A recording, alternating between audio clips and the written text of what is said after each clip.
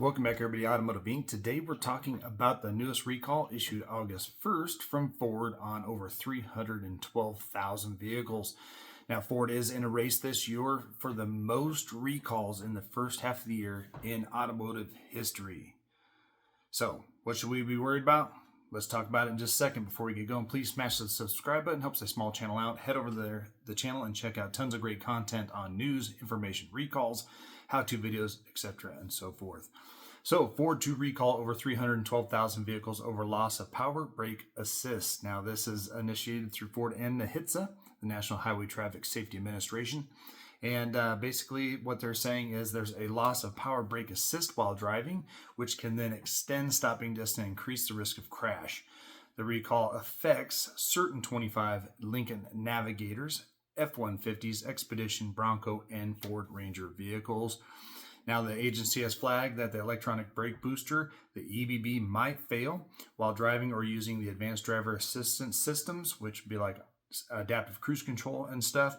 And the feature could lose brake assist. Now, as a remedy, the EBB model software will be updated using OTA updates or by a dealer free of charge. Now, that is through NHTSA. Now, if you don't know what over-the-air or OTA updates are, you need to go into your center stack, the radio area, go in and connect your vehicle to your home Wi-Fi, your apartment Wi-Fi, whatever it is. Then you need to go back to system, that little icon on any of the sync systems, hit the system update, and go in there and make sure you have automatic over-the-air updates. Now, your car is somewhat always reporting to Ford anyway. This is not necessarily Big Brother watching over you to make sure you're not doing things.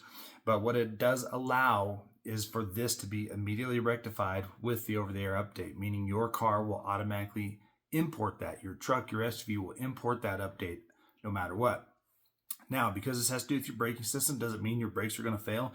No, but what it means is if it does, it would then change the adaptive cruise control, the automatic emergency braking, etc. If it loses that function, it would then increase your stopping distance. So if you rely on those systems and you say we're not paying 100% attention for 1 second and it needed to brake and it extended that and you're following too closely, you could see where that would go south, right?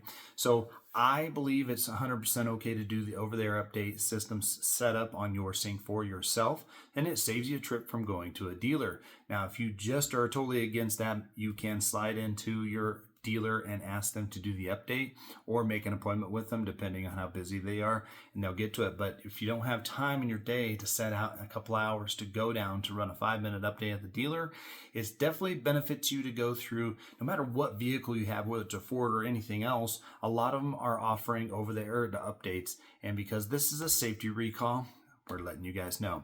As always, guys, I appreciate you guys being here, and I'll catch you on the next one.